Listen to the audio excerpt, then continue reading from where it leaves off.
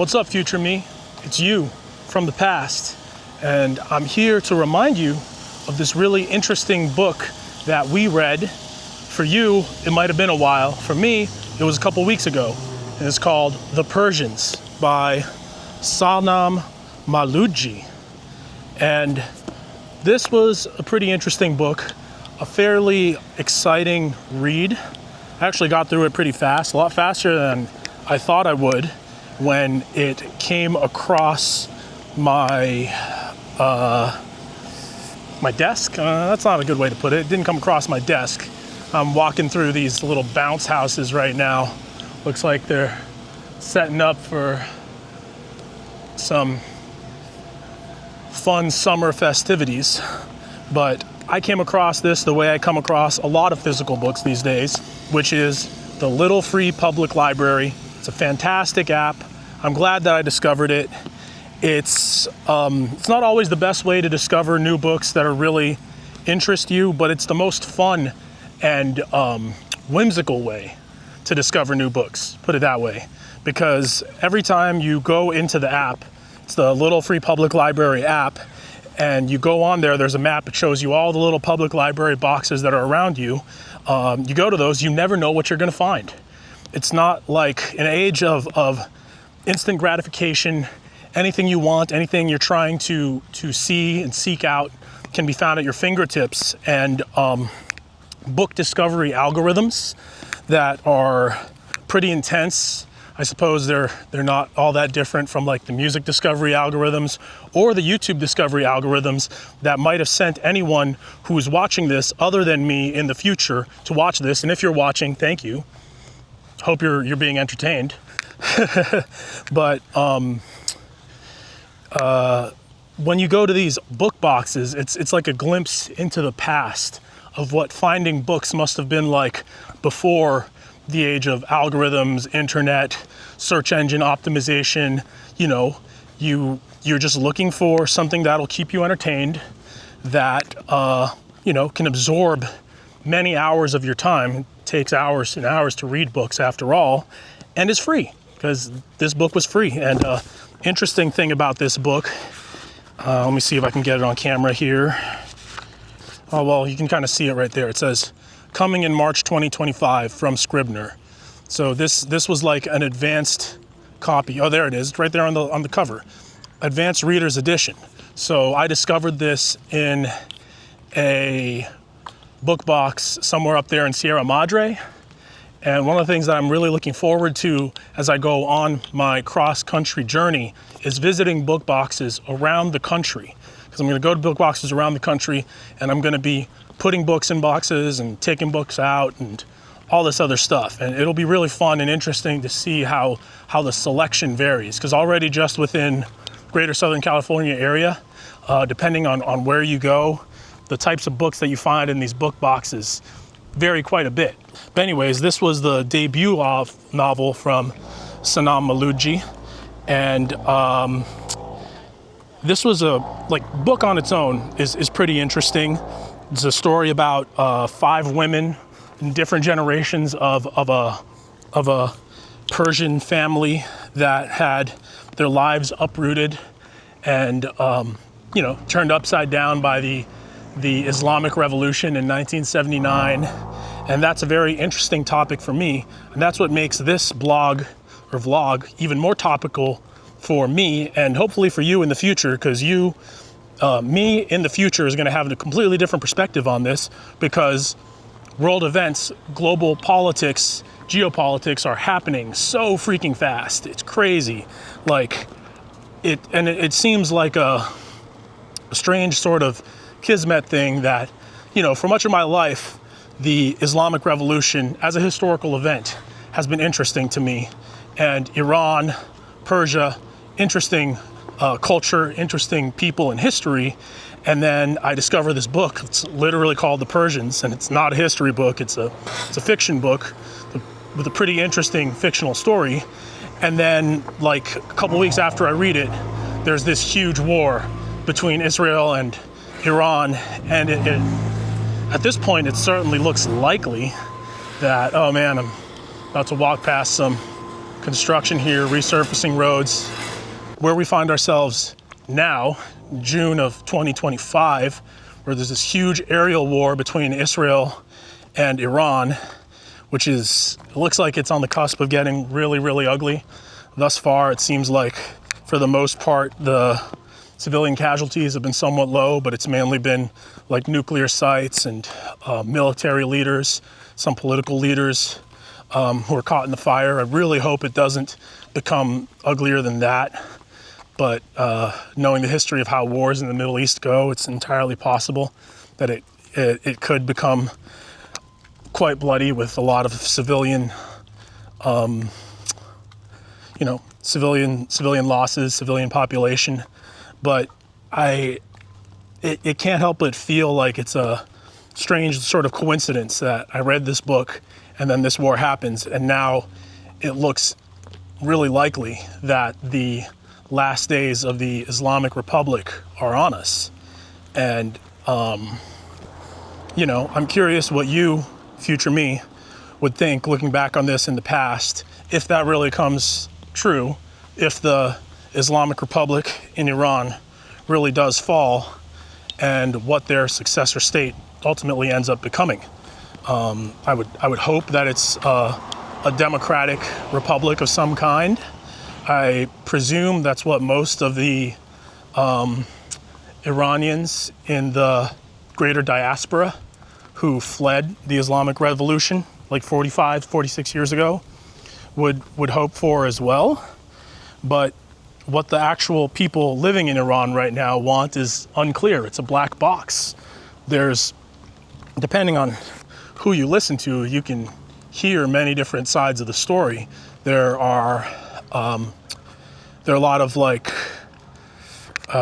apologists, propagandists, I guess you'd say, people on the pro-Israeli side in particular, who want to paint a very broad brush and say that everyone in Iran is fed up with the Islamic Republic and the Ayatollahs, and they want them to come down, and they want to have like a secular democratic government.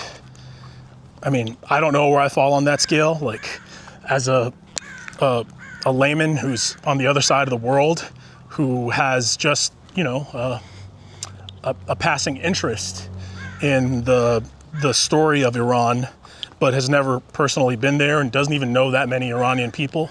Like, how can I really say? How can I really say? Obviously, I have a Western background. I was born and grew up in a Western country, so I have very pro-secular mindset and pro-democracy mindset. But I can understand how people who were raised and entrenched in a completely different culture wouldn't necessarily see the pros of democracy and might not want to have a true democracy or whatever. Because, I mean, if you technically look at how the Islamic Republic's systems are supposed to work, they designed it, from what I understand, to be like democracy, but within the guardrails of their prescribed religion. It's sort of like, it's like they have a democratic republic, but then instead of a Supreme Court, they have these religious ayatollahs, and the religious ayatollahs basically interpret their religious texts to determine who is and who isn't eligible for running for office. And this is the book box, Little Free Public Library book box. So one of the things you'll notice about these Little Free Public Library boxes, wherever you find them, is that they're usually separated into two sections. There's a top section, which is more for adults, and then there's a lower section that's for kids. And there's definitely a lot of scholastic. Oh man, I remember, I don't know if you remember these, but I remember that little bookmark. I used to get books, then the mail order book catalog all the time when I was a kid, that little scholastic imprint. But that's what's down here, and then up here, I guess, is supposed to be the adult. I don't know. Doesn't look like there's anything in here that's too interesting for me, or at least interests me enough to add it to my list of books that I need to read. This title jumps out at me. Felicia Day, wow. Anyone else who's watching this in the vlogging community can really take note. You're never weird on the internet. I don't know if I'm going to take this with me, but that's something that I can keep in mind. It's another fun thing to go through with these books that you find in the book boxes is to look through them and see like how weathered they are, how much love or not like prior owners might have put into it if they dog-eared it or whatever. Because books that have been dog-eared, that have like water damage, that have like little scrumples or highlights in them, those are books with true soul, man. Those are books that really, really deserve to be like picked up, read again, and then put in another book box, maybe in another state. But anyway, the Persians, Sanam Maluji. This is going into this book box here. Charter 154543. Boom.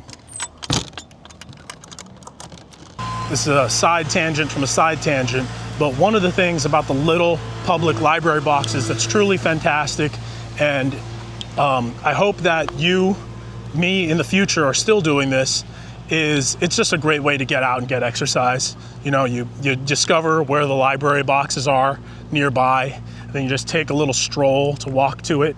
And then the repository of books in there, if you find something that's interesting enough to take, is sort of like the little reward, you know, for taking an urban hike. And it's like counterbalanced, like usually when you go on a hike up in the mountains in the wilderness or something, the reward for your hike is a great vista, viewpoint of the mountain. But when you're in a urban or suburban area where, you know, let's be real, all these little boxes on the hillside all look just the same, then hiking to a library box becomes a nice little reward, you know? So then you get to see what the free books are in there. Box of chocolates, you never know what you're gonna get.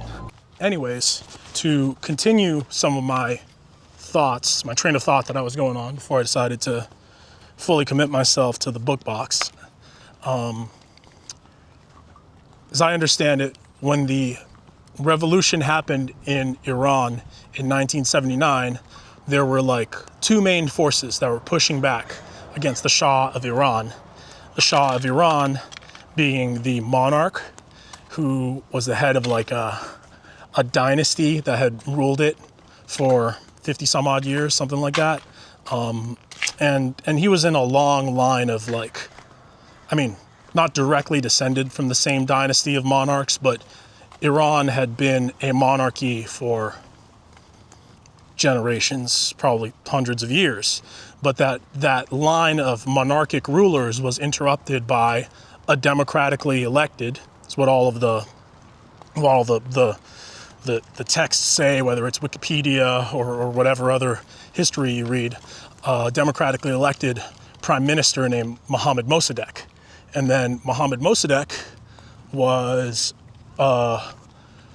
going to nationalize the oil companies that were extracting the oil in Iran. And before he did that, the USA and the UK had him overthrown and basically supported the Shah of Iran returning to true power. It's like Reza Pahlavi. That's how I understand it.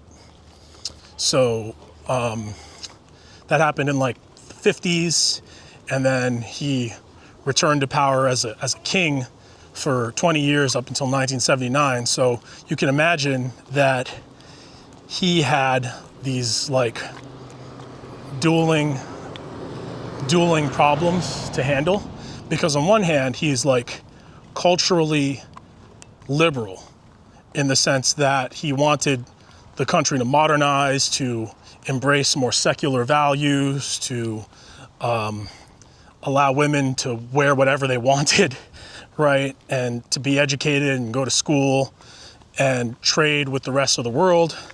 But then on the other hand, he certainly didn't want there to be democratic elections, because overturning a prior democratic election is the only reason he was in power in the first place.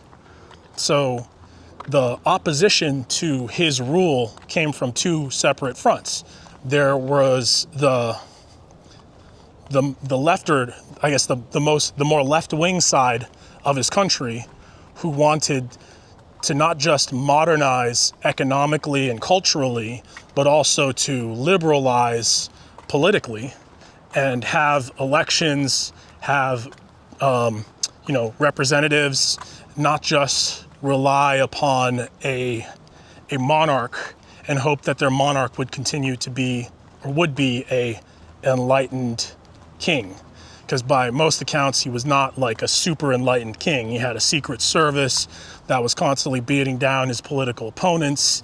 And, there are people that were terrified of being disappeared into black box prisons, as most autocratic rulers have. And then on the other hand, there was the right-wing opposition to him, represented by the Ayatollahs and the super religious people who were in the countryside, who didn't want Iran to become a secular country. They wanted, women to continue wearing veils, and they want to have modesty clause, no alcohol is allowed. They didn't want to have trade with the wider world, all that stuff.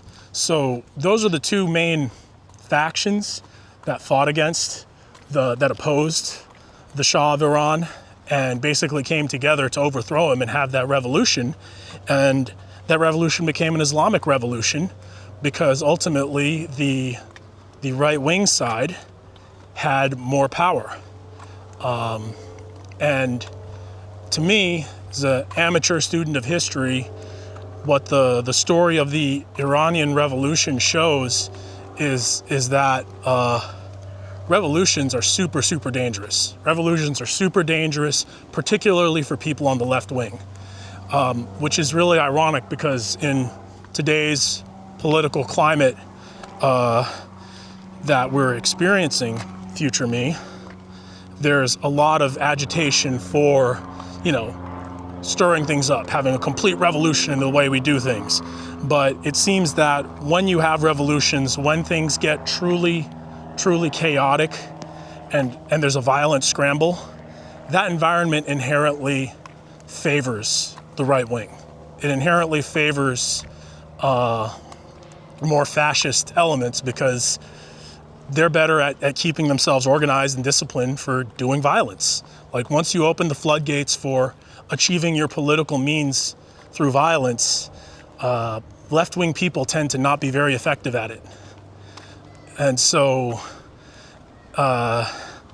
you open that black box of like a revolution, what comes out on the other side isn't going to be like the communist or socialist, secular, democratic, socialist, secular vision that you had imagined, that the people who were agitating for overthrowing the Shah certainly had imagined. But instead, what comes out is an Islamic Republic that for 45, 46 years and counting has held control of the country, and from the outside looking in, at least, certainly looks like it's a terrible time,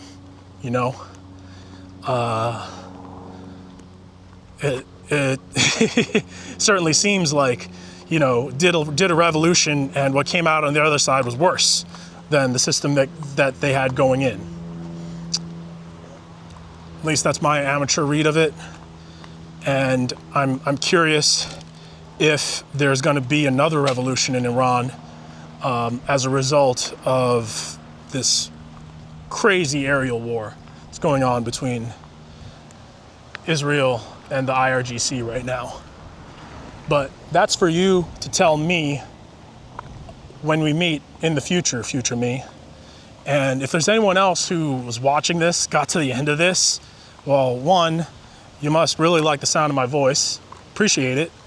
Two, if you want to do me a favor, besides liking and subscribing, if you feel like I earned it after that ramble, you could go into the description and look at a list of all these other really cool vloggers and creators that I've discovered, that I've seen some videos of, that are starting this new movement of just open-minded vlogging and creating, sharing thoughts and ideas.